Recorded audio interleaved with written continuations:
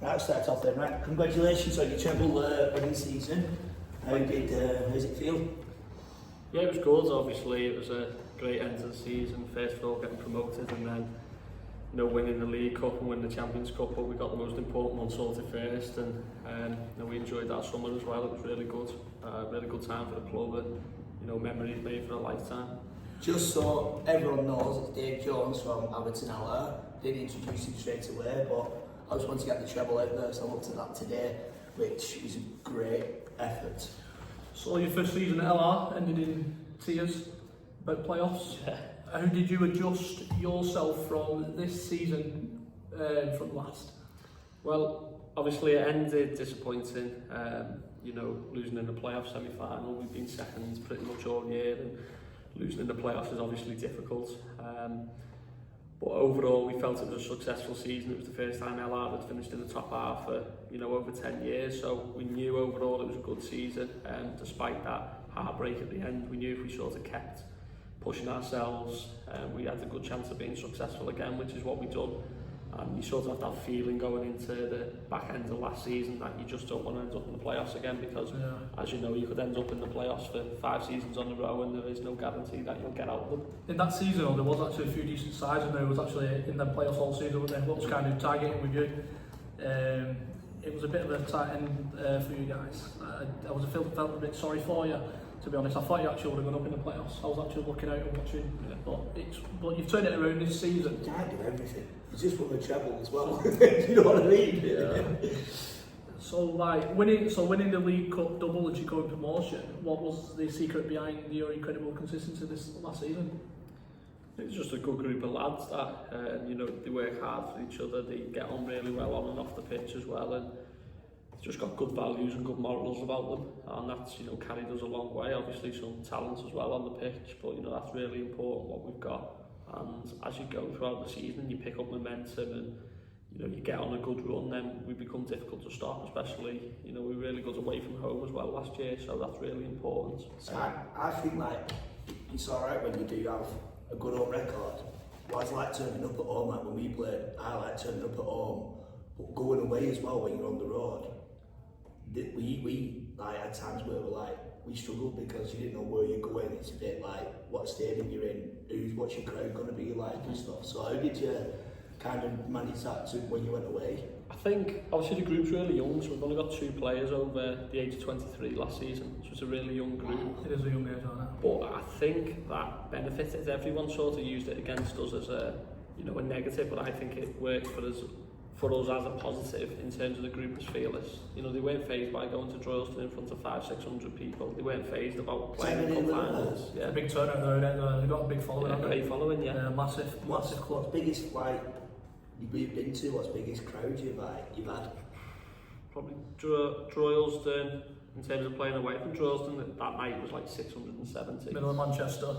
Middle of Manchester, Tuesday night. You're going to get it. You're going to get it though, aren't you? Going to get a bit of abuse anyway by them. They are quite highly teamed. How do you take abuse? Do you get a lot of that, or was it? I think the lads get a bit, don't they? I get a little bit now and then when you're walking off, but just ignore it, don't you? Eyes buzz off at me, you cheat, you going bastard, look at you, I'm just like, it just makes me want to kick your head. Yeah, no, it just gets you going. Do you know, with your successful last season, what's the chairman been like with you and the players?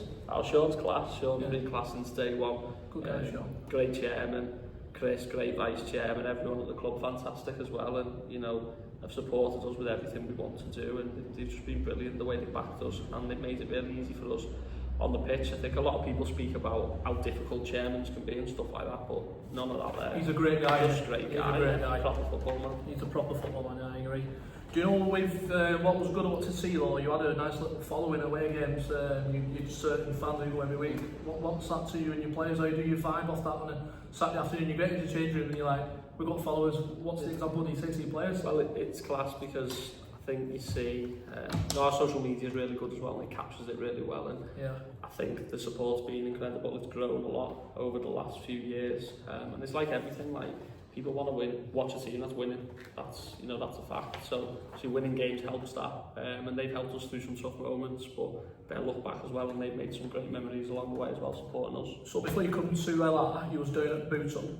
How did that what changes at Bootle you had to do to get into the LR and change that system kind of thing, and how did you approach it from Bootle to that step up to LR? Well, it was going from under-21s football to first-team football, which obviously has its own challenges. You know, it's different, it's more competitive, and you know, you're heading into that non-league environment. But I think we've done well at Bootle, and you have to sort of take the positives from that and apply them at LR and just twist things ever so slightly, and that's what we've done. You know, we came over with a group of 6 lads that played for us at Bootle purely because they knew how I worked and I knew how they worked. So did they follow you from there? So I think that's that relationship. If you can take 6 players from who you knew from Bootle, who had something about them and they can trust you, you put them into your new system, because every manager's got your own system. The other lads will cut on with them 6 players, so this is how we did it at Bootle, we're stuck with him, so you already have that relationship, so it's just about getting all that 18 or whatever you have playing that same way. Yeah, no, that's it, and I think they sort of went in there straight away and set the standards because they know how it worked, and obviously other people can feed off that then. And you know, we sort of had a settled squad now for 18 months or so, there's not been a massive turnover of players, and anyone new now who comes in, they know how we work straight away, and you either get on with it or you get off, that's it.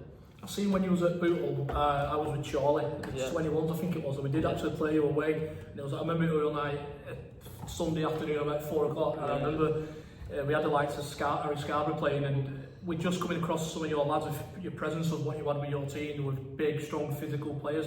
Some of them lads that we had was like 18 and below, so when we got them in at our time, they were saying like, the big strong team, these are like, I said obviously he's built his team like that, so when you went to LR, I thought, you might be in that strategy, and what you've done there, I can see you've got big players in there, and you just kind of, the way you play your football, it's good to see, because you can see you use your physical side of your players, especially the lads you brought in from the little clips I've seen, the little games you played. I've seen like you've brought that into, and does that go and win your games in that nationally, North West Counties, the physical side? I think you've got to be physically good. I think you've got to be physically good to play at that level. You've got to be fit, you've got to be able to get around the pitch, you've got to be able to play 2 games a week. That's got to be the basics of it. And if you can't do that, then you know you're going to struggle. You can kick a ball 40 yards, you can put a corner in, you can put a free kick in, but if you can't move around the pitch, there's no point, is there? So that's the first of all. So the lads are really fit, really physically good, and if you have a few good footballers in the right places as well, then that always helps too. I've seen it as well, say like if you play 5-a-side and you do training, look amazing. You put them in that 11-a-side scenario, or they shit themselves when they know they're coming up against someone. It doesn't work, because then that extra player on that pitch, if he's not bloody shifting, then it's just not going to work, is it? No, that's it, and especially the way we sort of played and the shape we kept off the ball at times. You have to work hard, so to have to work hard, you have to be able to work hard, and we're very fortunate that the group is extremely fit. Even this pre-season they come back and they're just in great nick, they genuinely are. Yeah, going back to that, what you said before you look at Bootle and Atherton, one question if I asked obviously that would say like, where did you start, what got you into it, do you know what I mean? Where did you start, and have that love to say like, because did you probably play like previously, or did you just... So I played for Earlham, 18s, 21s, under John Main there, who's the first team manager there now. Then I moved over to Bearscough and played for Bearscough's first team in the North West Counties. It's good though, isn't it, Bearscough? Yeah, it's good, yeah. So I played there before they moved to that ground, so I played at their old ground before they moved. Nick was Matthews, there, Nick was top guy, Nick, isn't he? Yeah, top guy in that football. And then I went to China Richard, played there, then COVID sort of hit. And just after COVID, never really got the enjoyment back for it. And on the side, I was coaching St Helens under 18s, then sort of just stopped playing and just carried on, doing that side. It's a good setup there as well, St Helens there. Yeah. It's a good little finger there for the office. So have you done a couple of badges, or have you done... Yeah, done a couple of badges, just continue now to keep obviously pushing forward. Obviously I'm only 25, so you're I look a bit older than that, but I am only 25. I've just done my C, like I've come at Rochdale there, and just done my C, where you've got coaching over 12 to 18 months, but they said don't rush to be, because you're going from that where someone's helping you to you basically on your own doing your B, mad difference. Yeah, no it is, yeah, definitely. So did you expect to win a treble and promotion so soon in your career, obviously as a manager at LR? No, not at all, and probably never win one again, will I? But you know, we'll settle on that one. There's not many managers who'll go and win a treble in a seat, especially at that level, and I think that's a massive achievement. So fantastic, well I don't done. feel like Fantastic many that. people speaking to even Fergie could win a treble in this season, could he? So you've done really well though when you turned it around. You kind of we messed up for season and we want to go hard again, and you've done it massively than anyone expected. That. So within last season, you was like one of the favourites to go up. How did that put pressure on you and your players to go and get over the line? Well, I think it's difficult, and I think if people say that they don't feel it, then they're lying, because you know it was there all year, especially because we were at the top all year as well. But it's yours to lose though, isn't it, as well? Yeah, but it's hard because obviously everyone from the outside sort of putting the pressure in, but I know the infrastructure that we've got, the budget that we've got, the resources that we've got wasn't the best in that league. So we should never be favourites to get up out of that league. But because of the hard work that the lads put in, the staff put in, and everyone at the club, that gives us a good chance. And then towards the end of the year, I think done well in the bars last year, got to the last 16, a few games away from Wembley, played in front of big crowds, played in big games, and that sort of gives the lads experience, because despite the age of some of them will have played in bigger games than lads who are 28, 29, 30. It's that winning feeling, when it's permanent. Every time you win, you get the feeling, and you can build yourself up. Momentum going in it, it's massive, especially guiding you through, especially the run that you're on. So you play, 2-3 games a week on that with the cups? Yeah, obviously the first division's not as demanding, so we got 34 games, but we had a bit of bad weather. We got to the last 16 of the bars, so won like 5-6 games in the bars, which is, from 596 teams to the last 16. The last North West County side left in it. It's a great achievement for them. Who beat you in that game? Who knocked you out? Bourne Town beat us. They were 2-0 up, they were absolutely battering us, we were fucking shit, they were crap. And then we made the change, we changed shape, made a sub in 25th minute, brought a lad off. Yeah, it wasn't because he hadn't done anything wrong, but we just needed to change the shape up. As you do, mate. You do. Got it back to 2-2 and then lost on penalties, so we were a kick away from the quarter-finals. Who won the tournament, Who won the Vars? Yeah, I'm not sure, to be honest. Oh, I did not check. Yeah. I don't blame you. I'm not blaming you. Were they in your league as well, who you played? They were in, I think it was North East or round Lincoln way, but they were like technically one league up, but geographically in a different league. So it was always a difficult challenge. We were the lowest ranked side left in it. It's good that, wasn't it? But yeah, when it was on BT Sport at the end of the year, I wasn't watching that, mate, because I was... Do you know, going back to your winning the treble, where was your turning point last season, thinking, you know what, we're actually going to go and do this now, winning the league, and we got a good cup run? Where did you think, like, what part of the year did you think, you know what, we can actually go and win this treble this year? We went to McGull away in November, and it was a really difficult place to go. McGull, they picked up some really good results at home. We had a good win there, and then we backed it up with a home win against Holker, and then you go, do you know what, we've got a good chance if you can keep on it. We ended up, I think, 9 points clear, and then had a few bad results. Nelson won like 12 in a row, and we ended up back on the same points. Holker's a tough place to go, though, wasn't it? Yeah, Holker's difficult. It's a tough place to go there. We got beat by Nelson, it was 3-0 or 3-1 at home, and then everyone was like, it's done and dusted. Then we got beat by Holker away, and I remember being on the coach on the way back from Holker, and I was talking to Cloughie, one of our staff, and I was like, listen, we need to go and get a striker this week, we need to go and get a left centre half, we need to change the shape. And we've done that, and we didn't lose since then. Do you know, coming to that, when you just said, you need to get your striker, stuff like that, when you're looking at that, do you have in mind what you want to do? So would you have, say, he's been through grassroots, through 16-year-old, played his mates, built himself up, or do you look at, say, someone who's come into the system, or he's been in an academy, he's done this, or do you fit the bill what comes to your team? Do you know what I mean? Yeah, so first of all, we have a few people that go out and watch games for us. Yeah, pretty much, and they put players on a database for us.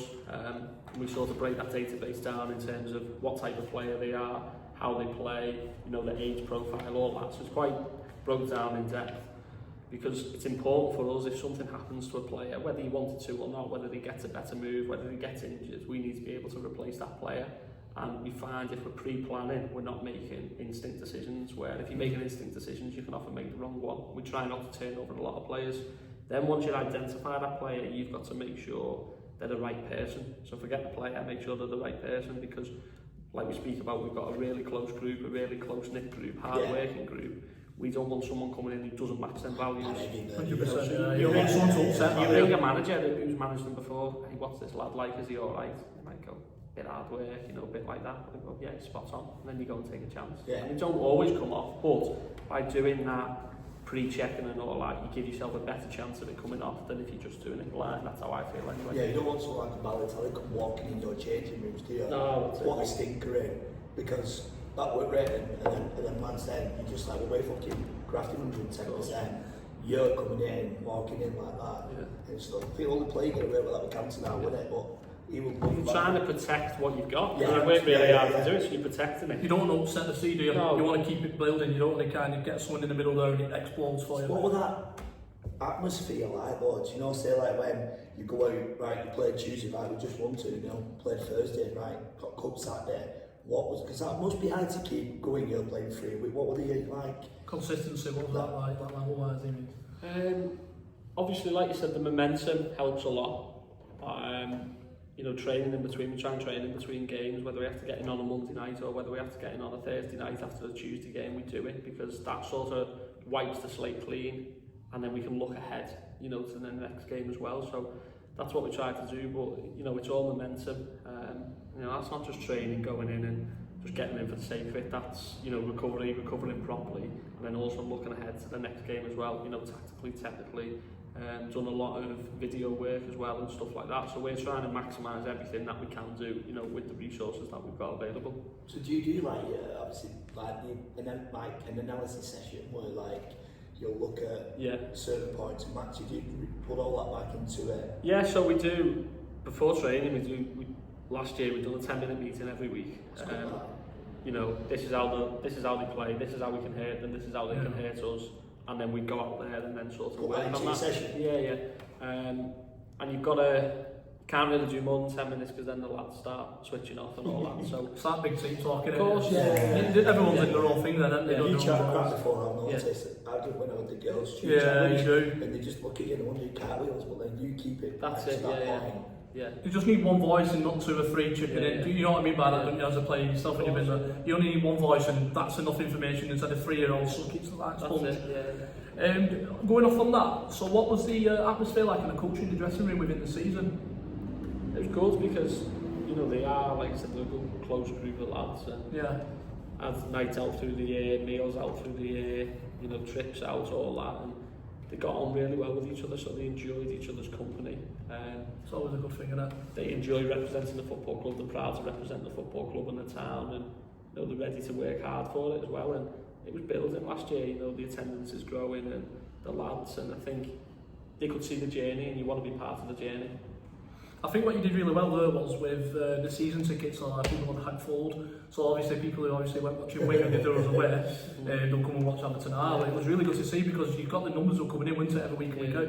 So I think going as a club, as like for you and say Lynchy and that, I think that's probably been the best thing you could have done with bringing the club together. Yeah. Does that make any sense to you? Yeah, Sean's done really well at that side of it, and, you know, growing the community aspect of the club, and the bar's being refurbished and all the fronts being tarmacked, and they've got loads of other stuff. So the match day experience is pretty good to go and watch football now. Decently, we did a few weeks ago, longevity game, and it looks mint. That's it, mate. It just attracts your players in, doesn't it? Because like, if you want to go and play there on a Saturday, you've got all that behind you, you've got a nice ground as well, like you have great stand, middle of the pitch, and then you've got a new clubhouse, so everyone's going, you can have a beer after the game and watch the football as well. It just attracts the players who they want to be there because they want to be part of that, and they want to be part of that journey. It's that full experience, it's not just putting your boots on, it's before the family, isn't it?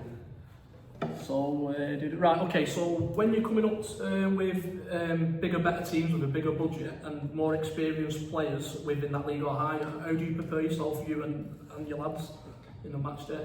Well, I think we just try and prepare the same for every game. Like, we give everyone the same respect, whether we were playing, you know, top of the league or second in the league, to whether we were playing 17th, 18th in the league, and we genuinely did do that. I know everyone says that, but we genuinely did. Like, we've done the same prep for them sides as we've done for the top sides. Because, you know, at that level, you can't take anything for granted. It only takes you to have bigger budgets and better players, but these are lads that have off days. You have off days and you switch off, you get punished by other lads because they're all playing at the level because they're relatively good. and you just can't afford to switch off. So it was just keeping that right mentality all the way through. We like the underdog story, we like all that in the bars. They were good. This season as well, we'll enjoy that this season. But every side that we play, we give them the same, same respect and the same preparation. Anyone could beat anyone in that league as well, couldn't you? So, Yeah. especially at the bottom, I've seen a few teams near the bottom beat the teams who were 3rd and 4th last season. I'm thinking, wow, it's a big result. That's going to upset a few playoff places. And It's like that in it was any good to league. see though, yeah, it was very It's good. like that in any league though, isn't it? It's like them 11 players who are on that pitch, you're playing against 11. Yeah. You go in there with that attitude, put that graft in, Yeah. you listen to what your managers and you put what you're doing from training. It's going to work. Don't matter if you're 25 to win league or you're your favourite. It doesn't matter. We went to Blackpool last game of the season. We'd already won the league. We put full side out, played the full side, and we were shite. Yeah. We got beat 3-1. Yeah, I seen that. That's it, because Well, they're then decent and you switch off and you get punished. Well, that it's against Blackpool though. Of course, as well, do you know what I mean? Yeah. So, I see what I don't know, yeah. So Still. not bad setup behind it, to be fair. so obviously you said you played shit. You lost 3-1 against Blackpool. What if they were playing Blackpool and you was in that league and it was an actual meant something there? Because it's a friendly that's it. But that just shows that Yeah. you can't afford to switch off. You Switch can't off, afford yeah. to drop off. And that week, listen, we didn't train. We won the league. We didn't train. Went out on the Saturday. Did nothing all week. And turned up on the following Saturday. Yeah. And it just shows that if you're not prepared, it's like What was you like with them? Say like we said, Treble lost 3. What were you like with them afterwards? Like what's yours? So say if you lose, what do you like? Because obviously every manager is some will like be negative, some are like different ways, aren't there? Yeah. I like to think I'm honest. Yeah. If there's positives, we'll take the positives. Sometimes you lose and you don't deserve to lose. Yeah. That's it. There's other times you win, you don't deserve to win, and it bounces back around. But we're honest with the positives, with the negatives, and where we're actually at. Like, you can go in there and you can scream and you can shout. You probably get away with doing that a few times a season. You do that every week, like they switch off, don't they? It's just white noise then. Yeah. So just be real, and I think accept things. I talk to them a lot. You've lost the game, accept it. You've got to move on from it, and you've got to make sure that just stays as losing one game, not going on to lose 2, 3, 4, 5 games in a row. Yeah. So that's what we sort of try and shape up. We're getting the training, wipe the slate clean, Still forget think about it. Don't what can you do about it? yeah. There's no point hanging over it. It's not going to get you the points back, is it? So, What's your philosophy in football, Dave?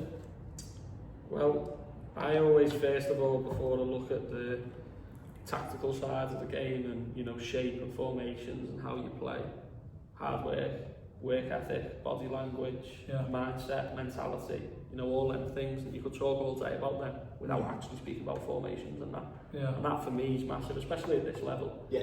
And of course the tactical side of it comes in and really important as well, but for me they're the values, and you have to have them values. And that's what we try and shape everything we do, whether it's turning up and making sure everyone's dressed correctly, everyone's on time. When we have team socials, everyone comes. Warm-ups, everyone comes out together. Half-time, the lads wait in the tunnel, they run out together, they're ready to go. They're all really important things to me. Yeah, massive. And that's without even looking at the shape and all that, because I've always said, obviously everyone has different ways they want to play. I want to win. Yeah. So if I've got 16 players that suit one way of playing, then that's the way we'll play. But then if I go to another club and you've got 16 players that suit another way of playing, I'll play the other way. You'll You see see those, how yeah, many times yeah. you see people trying to play out from the back with players that can't play football? You can't do it, can you? You can't do it, can you? It's like you go into City, you go into Burnley. Burnley they've tried it. They've had different managers. Scotty Parker tried it. It doesn't work because you've got like a big 6 foot youth up front. Yeah. You want to hit off his chest and play a thing, but like you said, you can play nice football. You're passing it from the back. What's your way? Like, do you like to come from the back, or do you mix it up? I think being unpredictable is important. We've got a group of players that can mix it up. They can do both ends of it. The first year that I was there, we were very direct, long throws into the box, very predictable. We don't really have control of the game. Last year we tried to control the ball more, so we have a bit more control on the game, a bit more direction to the way we play. But there was also times we played against Droylsden are well better football inside than us, and that's a fact. So then we've got to adapt again and be hard, be rigid, be difficult to beat, hit the channels when we get the ball. It's just finding different ways to benefit each individual game and the group of players that you've got. And some people get too tied up. And Sean Dyche, right, Burnley, outstanding. Yeah. Done really well. Yeah. He He's gets done well. slated for the way he plays football. Yeah, it's best kind of football. To keep clean sheets. It was same as Big Sam was when he was bowling. He was playing that long ball. It's a target man like Kevin Dace, for example. He hit the big man like a Woods, Barnes, didn't he? He kind of played off and got the wingers in. And I think going into that playing out from the back, not all teams play out from the back, and there's a lot of teams, as that example, play it from the back, you get caught quick because the teams will pressure quick because you're trying to play it from the back, you just When make the pitches mistakes. go shit. Yeah, exactly. When the pitches go shit. Correct, You yeah. only concede this season 12 goals. Yeah, Do you know what I mean? So it is, like I said about philosophy, they've stuck with something and it's worked. they do have a great keeper though, don't they? Let all these know it up on the door, didn't he? We taught him well. Right. So you change on what we say. Like I said, you do your 10 minutes of your tactical and you watch the team. So you probably change your formation, wouldn't you? You'll change what works for the next game. Like you're playing, like you said, Charleston, and you're going to be physical strong.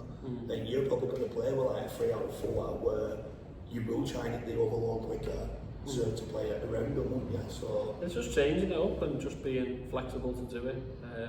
Like you speak about, you change the formation, change the tactics, change whatever you want, but keep the values. You know, keep the values, the hard work, the hard yards, all them things, the honesty of the team performance, keep them, and you should be able to apply them to whatever, formation or any way you want to play. And that's just the way I see it. have you got a favourite or like a set formation, if you could? Or do you change it up each game you're playing a different kind No, of I mean, style? don't change it up every single game. I mean, last year we bounced between 4-4-2. 4-4-2, like simple, basic to play. Attacking basic, defending basic. Really effective for us. Yeah. But when I got to February, everyone's watched it, you're top of the league.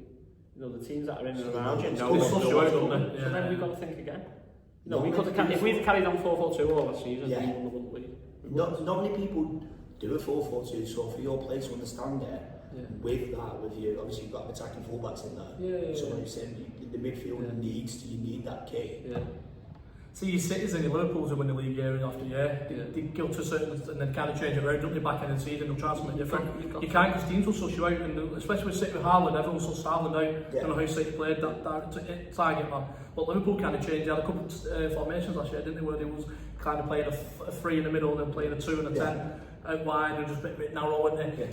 But it just shows like you can't always play the same formation, depending on who you're playing as well though, but you have to adapt a little bit, don't you, within the game. Even if you start 4-3-3 for example, or 4-4-2, you bring the lad on, you can go 4-3-3, you can go 3 at the back, you can just add it in depending on the game's going. Yeah, and I think we spun it, so we sat down with the lads, right lads, we're going to change it up. And you've got to tell them why you're changing it up, you know, be transparent with it. And the reason was, if I was playing against us, I know exactly what I would have done. Yeah. You know, I'd let the midfielders play a little bit, stop Tom Romano spinning into the channel. Yeah. Harvey Sample likes to flick it on. Don't let Joe Bacon get in 1v1s. Yeah. Don't Yeah. let George Chadwick and Harvey Brooks support the wing. It's Yeah. just basics. Don't let them get the ball. That's what it's predictable, and I could see it. So if I can see it, then we need That to change shows it. why you've done how well you've done. You've won that because you're one step ahead of your lads. You're thinking about, well, they know what I'm going to do because I've played them twice this season. Because they probably watched that last game, like they lost against you 2-0 and gone, right, well, you got 2 there, he's running there, you go against them with 3 at the back, and they're going, what the fuck, what we're going to do? You're 2-0 up already, they're trying to change it, you're just overloading it then, and then I think that's a good sign of a good manager, what you've done, because you're not just like, you're explaining to the lads why. To have that knowledge to give to them, and you just live off that then. Yeah, that's it, mate. Yeah. You've got that George, good player George, innit? Charlie Shot in his class, very, very good. Like a full wing back in it kind of thing, gets ball forward. Yeah. Brilliant talent there, very, very good. Yeah, that is. I like George. Right, so what was the toughest moment of last season for you on and off the pitch? So what could affect you? Tough moments off the pitch. Last summer we lost Lewis, Rostov, Callantas. We lost 60 goals from our first season. We knew it was going to be difficult to replace that. We didn't manage to replace all of them, but we managed to get good lads in that took a chunk of that away. Difficulties on the pitch, probably Holker away, difficult. You know, had the defeat there when we were 1-0 up, and that sort of felt like that's when we ended up making the change, but it sort of felt like that was it then, we were done and dusted. Yeah, that was probably the most difficult moment, but that difficult moment actually shaped us into having, you know, the strongest end to the season.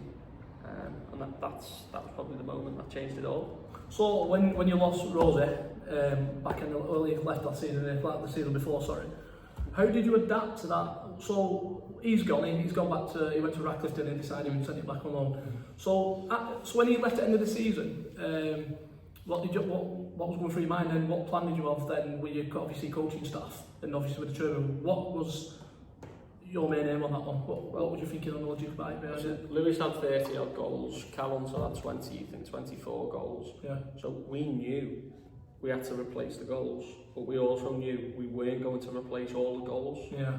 So that's when I spoke about then, the first year we were dead direct and we played up to them and let them two cause carnage.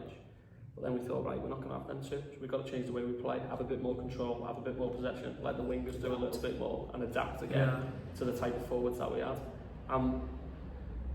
Despite losing them two, we had a better overall flow to us last season because we found a way that worked for everyone. And then Cal joined us back at the end of last season. You found a way to score instead of hitting when you target them. Of course, yeah. He's just signed for Hyde, hasn't he? Lewis, on loan, yeah. So hopefully he does well there. Okay, carries on to kick on. He's only younger, isn't he? That one. He's a talented boy. Very, very good. He'll go into bigger things. Yeah, it's all part of development, isn't it? I think you've got to play games to keep developing, and you know, last year it was a bit stop-start for him at FC United and Atherton Coles, and then Stalybridge got a run of games and showed what he can do, and you know, he'll be hoping to get that at Hyde as well, and you know, Jono and Bernard will be keeping a keen eye on him at Radcliffe as well, and keeping an eye on him and see what he does. So I just hope he gets games, I hope he gets allowed to play, express himself, because if he does that, he'll score goals.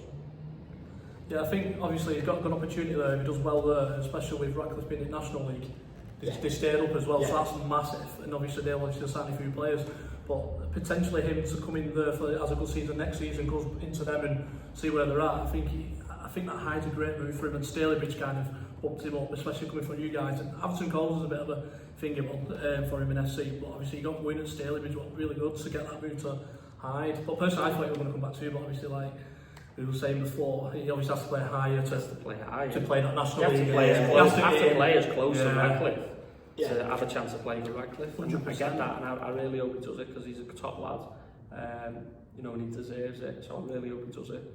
But like you say, he has to play games. That's the important bit. Right, okay, so you get promoted last season to the Prem. How are you adapting to that then? New life, new challenges? Well, it is just new challenges, isn't it? From being, like you said, one of the favourites to go up last year, this year be one of the favourites to go down. So, you know, you've got to roll the sleeves up, get ready to start again from the bottom, take a bit of your ego from last year, take a bit of your momentum from last year, but then also be ready to roll the sleeves up again and get ready to get stuck right in. Okay, so do you know from last season who was one of the toughest? Who were the team you all feared when you went to go and play last season? So when you were playing away, who was one of the toughest games you thought I've got to be on the ball here? Droylsden because of the support that we get. But then we knew it was Nelson because they played us 2 weeks before. They absolutely battered us. Yeah. It was men against boys, and then we went to Nelson with 3 games to go, and we were both on the same point. So in fact, they were 1 point ahead of us. So we knew we had to go there and win. That was it. Was that on a Tuesday night? That Saturday afternoon. Was on a Saturday. That progression from the battered us to later on, where you're looking at that table going, do you know what? Pull the results in here. You know what we know they're capable. It shows your team progression from that time where you've done it in training again. I think it all stems back to that. What you put in training, what you're going to get on that pitch. You're turning out twice a week in training, you're playing twice. Them lads are probably shattered, let's say, it's recovering. But they're eager to play for you. They want to do that. So did you beat Nelson when you turned up?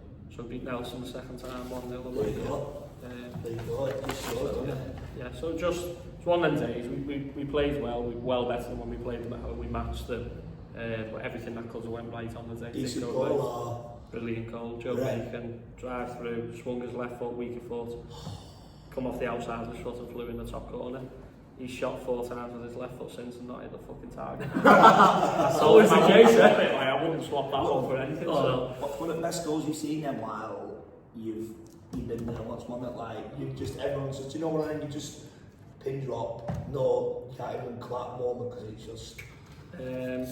Alfie Walker put a great free kick in against Atherton Town. We'll have to take these out. When we speak about these, we'll take them out and we'll get a little clip on. Yeah, I reckon we could do that. Alfie Walker, great goal, free kick, and Lewis Rawson, he stuck one through someone's legs about 2 minutes later at Atherton Town and pinged it in the top corner. They're the two probably standout goals in terms of talent and technique. And then obviously the Joe Bacon goal for the meaning behind it and going top of the league with a few games to go. That was the goal. Special that one. That'll be a special one. That one. Have you made any key signings on anyone into your backroom staff as well? Like, so any big signing what you can kind of adapt in for this season, and anyone you've added into your coaching staff or anyone left that you brought? Yeah, so assistant manager Gavin Flitcroft left. He went to Stockport County to work full time. Nice. So that's progression for him. He's a Stockport fan, and you know he's worked hard. He's UEFA A coach, and you know that's what he wants to do. So really pleased for him. He's been fantastic for us.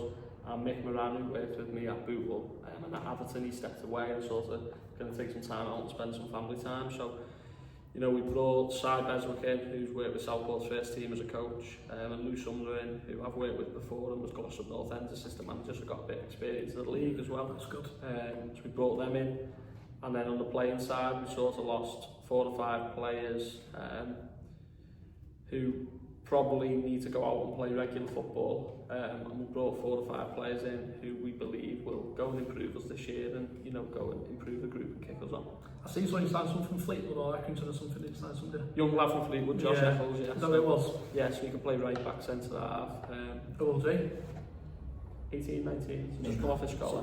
Yeah, scholar, yeah. So physically good, but going to keep improving and keep getting better. Now needs to adapt from the everyday training to the training twice a week working, and you know, applying it on the Saturday and the work-life balance and everything. I think it's hard that because you're grafting, say, you're scaffolding or whatever you're doing, and then you're thinking, right, I'm training at 7:30, but I've done 6 hours, 7 hours. It's hard when you put your body through that, but you get to, it makes you stronger, it makes you better, doesn't it? Definitely. But that's what you want more, it's that commitment. Are you going to turn up after doing 6 hours, or are you going to not coming in? Yeah. Is it fines for that and stuff? Do you put a lot of...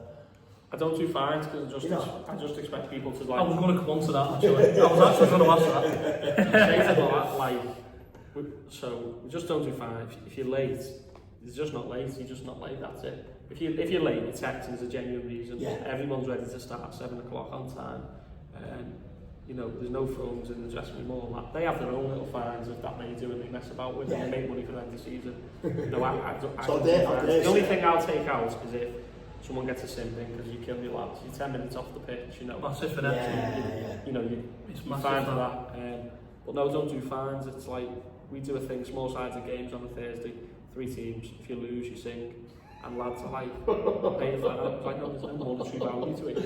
You just do it. Do you join in with, say, like, some of... Not singing, no. I'm going to say what you do best. So, say, like, your socials and stuff, do you get involved with? Yeah, that's Well, it's about that bond, isn't it? That massive and connection. Yeah, we had great. We all went to Benidorm in the summer. That was class. All went to York races. So anything funky happened in Benidorm? What happens in Benidorm? That's what I got from Benidorm. But no, it was great, and it's just memories, isn't it? Because we're never going to have a season like that. Yeah, no one's ever going to have a season like that. So you just got to enjoy it. Look back at this class. And yeah, some managers are like, no, let them back up with play. But like I said, you're young yourself, ain't you? So how many age profile of them? Yeah, so like some managers. Listen, they were out till 6 a.m. in Benidorm. I was out till 2 a.m. So you just sound like your missus or what's the point? They had their own apartments, and they were like 4 or 5 to each room.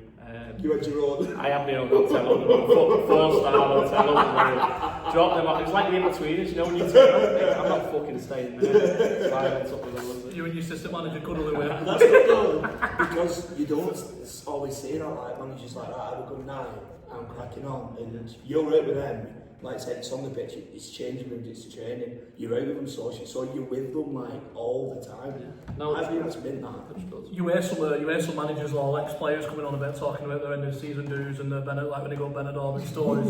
So that's quite tame for you. Right, right, okay, so obviously fantastic winning 3 trophies, treble winner. There's not many managers who do that, like we had said before.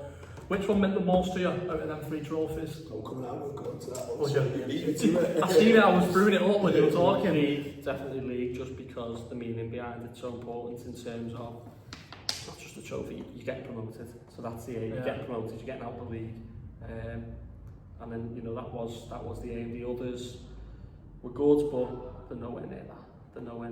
Once you get in the finals, you want to win, of course you want to win. You'd be devastated if you didn't, but the league is the priority. It does mean a lot when you win the league and it's like, wow, the champions will be There's 9 months of work, isn't it? It's not just a few games, it's 9 months of work from the middle of June all the way through. Of course, it's ongoing. Like, you pick up during the year, don't you? Yeah. Up and like see all that. When you've won that league, and it's a statement to everybody else, especially being an underdog and stuff like that. Let's have a look. I've got this out, mate, don't worry about that. Okay, oh yeah, this is the one I was going to ask you actually. I was waiting, I thought you were going to mention it. Okay, so where do you see your project going over the next couple of years, and where do you see yourself in the next 5 seasons? Projects, keep pushing it, keep developing it. This season, we can stay up and get around the middle, we'll be made up. And then over the next few years after that, can we change it again and push, you know, look to push playoffs and look to push up. Because the club in general is a sleeping giant, and it can go and play in the Northern Premier League. Yeah, and that won't happen, you know, overnight, but over 2, 3, 4, 5 years. We should be now an aspiring Northern Premier League club. That's it. And it might not happen, but we should be aspiring to be the next level all the time. Yeah. And that's it. So this year, consolidate, you know, get the middle, and then hopefully look to. So is that the one above now, the Northern Premier? Northern Premier League West is the one above now. So is that the one where Bury just got up to then? That's the one Bury just got up to. I think you've always got to aspire to be the league up, do you know what I mean? Yeah. That's got to be the push. Promotion and all. You don't wake up as manager in the morning and go, you know what, we'll just go and give it an average. You always want to win, like, no matter who you're playing. Like you say, it's a project, it's not. Might not be 12 months, might not be 2 years, might be not 3 years, might be 4 or 5 years, but that's fine as long as we're always moving in the right direction. You know, then it'll suit us. Okay, so what advice would you give to any young manager coming through the ranks now? What advice would you give them within football? Just find your principles, the way you want to work, be strong with them, you know, and stick to them. You know, when times get tough, always take yourself out the moment, take yourself out the intensity of it, and strip yourself back of why you actually started it and what you actually started. I think that's really important, that you can always come back to square one and realise why you started, and you know, keep them values and keep them models in the group. Question one, as a few people have picked at the stuff, is there any manager like you look at and you can make, don't have to give it anywhere in the world, it could be Prem or wherever, where you look at it and you're taking some stuff and going, do you know what, quite like a bit like that, or do you look at a range who's like, who would be that manager? I think the ones, so I was fortunate at Bootle that I worked with, you know, a few good managers at Bootle under them in the first team coaching staff and at the 21s, and Joe Jordan's done really well at Bootle. You know, the values that he has quite similar to mine, you know, on and off the pitch. Brian Richardson was great at Bootle, very experienced, you know, still keep in touch now just for his honesty and his guidance with stuff, and you know, he helped me get the interview at Atherton in the first place.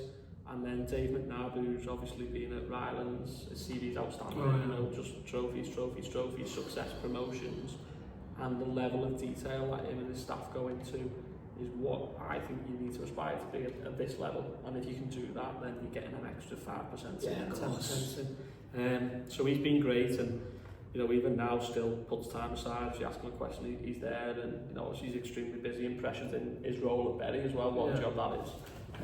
But he's just been brilliant, helped me with the interview, you know, prep for the interview at Atherton, and you know, can't thank him enough. And sends his Bury side to us every pre-season as well, which you know is important for the club off the pitch as well in terms of finances. Absolutely massive. They've got a big following, aren't they? Yeah. So they will fill your end. They're very massive. They are a massive club, and it's they are going back up. Like, you ask a few, it's like, oh, Pep, this, that, and it's like, you wonder what's true to your art. It's I've worked with these players, I've worked with these managers.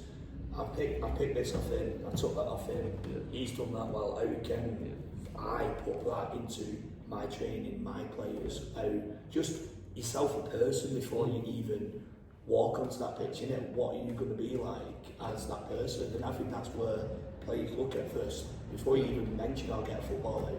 Yeah, and I'm fortunate that you've worked with them people, so like you said, you can take 2 or 3 things from each people. You might look at some stuff and go, I tell you what, I wouldn't do that if I did that. And that's fine as well. You know, that's just opinions, isn't it? Football, you can pick a few bits from these good managers, because these are great managers. Put them all into one. Ryan Richardson, you know, outstanding, still managing at 70. Yeah. You know, he was a boot, outstanding. David now, promotions, trophies. If you can take a few from all them, then you're not going to put it all together. You don't have to stick to what they're doing. You just pick your few what you like and put it into your little. You just building it like that. You're not reinventing the wheel. If you've seen something that works, use it. You might go and do it. I've done it before. Mint that. Watch the YouTube.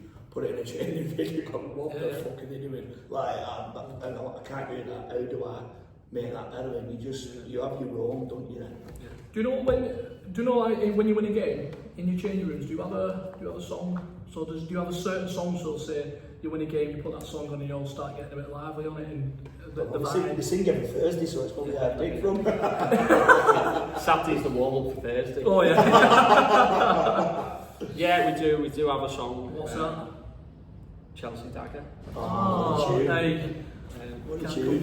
It's different sometimes, because like if you've won the last minute or you've won 1-0, it's probably hard fought. Like it's always a little bit like. But then if you've won like sort of 3, or you've been 3-0 up since the 20th minute, by the time you get to full time, like you know you've won and you're sort of down there and you not down. You got a bit you know you've won. You got a bit of a bell on them in changing rooms. Bit of a down. But there was, I remember when we beat Nelson away, obviously lads buzzing, class. I was like, no music. Like, what? It's got to be music. It's like, no, there's no music because we need to fucking play Droylsden on Tuesday night. And we need to fucking win them. Yeah, and then if we win, we're fucking almost there. You know, we just have to get over the line, but we're not fucking blasting music around here and then fucking it up on Tuesday. Then it is Blackout Crew then on the first night. You know what it is? We call them. You got some talented singers as well. Go on, name and shame. Some alright singers, some who pretend they're singing and don't fucking, you know, do it. Nothing comes out. That's a fine, comes out. But yeah, no, they're alright. I think it's good because it strips the egos back. No, it does. It strips the egos back. Like, we're all in it together. We're all we're all laughing with you. There's no phones, no video, and all that. No. It's just keep it in the group. You know, make so it you don't see a lot of that from Atherton. I mean, last year good to see. We're fucking singing fucking Adele and Ashton Town and walking past it.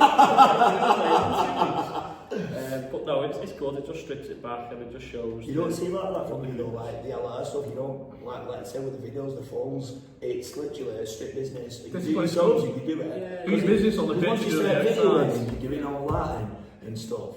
Like I think it loses that effect. Well, Kate's in the media lad, absolutely brilliant.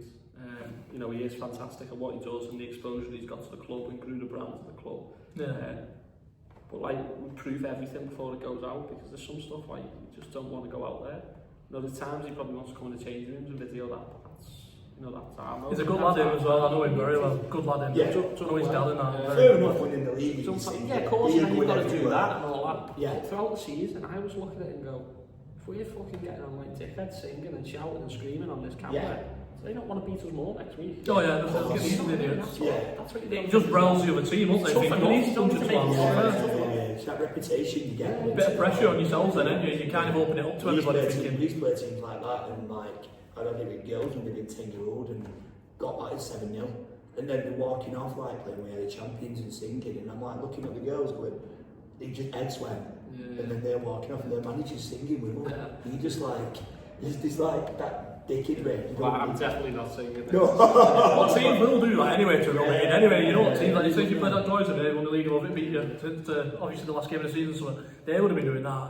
It's part of football, it is. It's that bit of the other side of a laugh, but wetting the other team up. Do you know when you sign a new player? Yeah. So do you do a song? Do they have to sing? That's the one, yeah. Did they do that?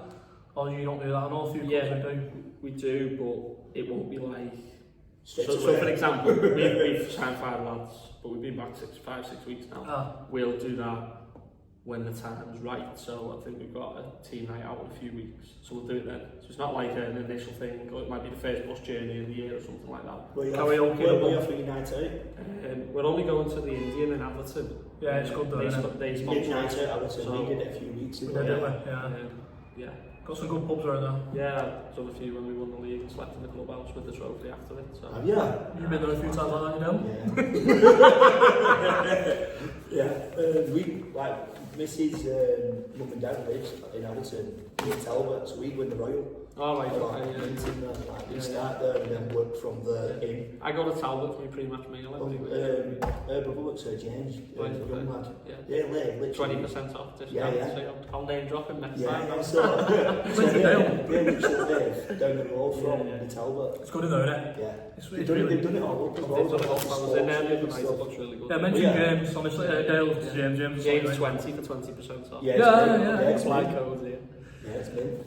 Right, let's end on some 17 quick fire questions. 17. I've just got 17 on there. What, how many word answers? Quick fires, yeah, it's up to you, quick fires. Have you seen going on? Right, first one, yeah. Toughest opponent you face as a manager? Holker. Okay, if you could have dinner with one football manager, past or present, who would it be and why? Roberto Martinez, because he won the FA Cup with Wigan. You won't like that, will you? But No, good manager though. Good manager. Just a bit of a shame he went One, to Wigan. one word to describe your club now at this moment. together, Yeah, love that. What an answer.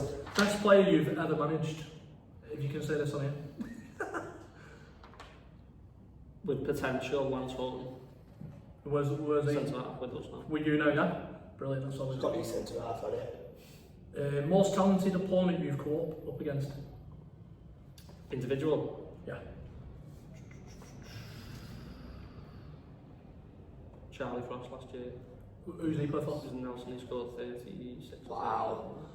Uh, If you went to Atherton and you said, right, you've grafted, you've won everything there, you've got into Northern Prem, and you've gone, do you know what? I've got all my badges, I want to step. Where would it be? Where would you like to go? dream club, dream club. Yeah, like Everton. Can I go that high? Yeah, of course you can, yeah. Oh, you've got to reach higher, haven't you? We'll go ahead. Even the ball manager wants to manage Everton, so there's something there, isn't there? Fair play. Manager you admire the most? Sean Dyche. Love it. Love it, that's quality that again. What rule you change in football if you could? That's a tough one, man. I looked at that one before. There's a few in there, isn't there, what you could change in And stop the football? clock. Hmm? Stop the clock, yeah. Don't not into time wasting. Get the ball in play. Yeah, Wanna play stop a lot of problems, all it? Yeah. Ideal holiday destination to switch it off? Not Benetton. Well, we're going to find I'm going to find out about this anyway. Off the cuff.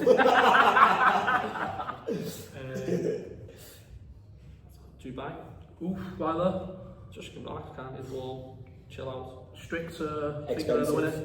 Strict law. It's not a thing, it would be. You know, yeah, I went to it didn't seem as bad as. it would be where we walk around. Yeah. That's why it's strict. I know, yeah, we'll be with that. Beach or city break? City break. I can't sit still, so Favourite series, Netflix or? don't do all Well, the last thing you've watched on series wise? Even if it's ITVX or... that. Love I'll let you off because I just watched that. And did you favourite film of all time? Which is Titanic there? Top Gun. Oh, Top Gun, yeah, it's a good one that one actually, to be fair. Coffee or tea on a match day? Don't do hot drinks. Right. Fair enough. What do you play?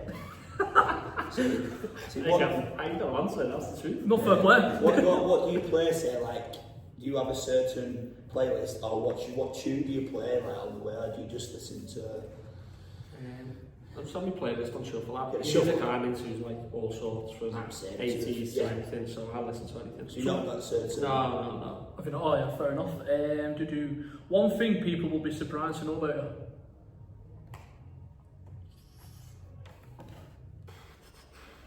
Off It's the a pitch, tough on one. the pitch, off the pitch. Both, you can do both. It's quite a tough one, that one, to be fair. I've seen that one over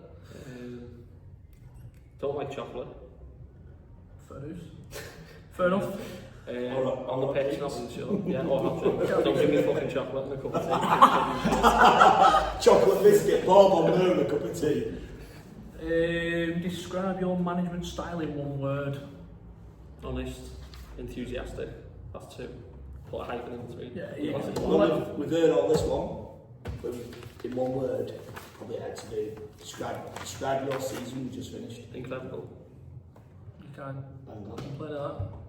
But Sounds. top man, Dave. Thanks for coming Nice on, one. man. First guest as well, Dave. I just want to thank Dave coming on from Atherton, and thanks Danny for letting us use his lovely conference room. Especially at Balmoral in Bolton, and thanks for Matt for sorting the t-shirts out for us as well, mate. Yeah, thank you very Top much. man for that. Thank you very much.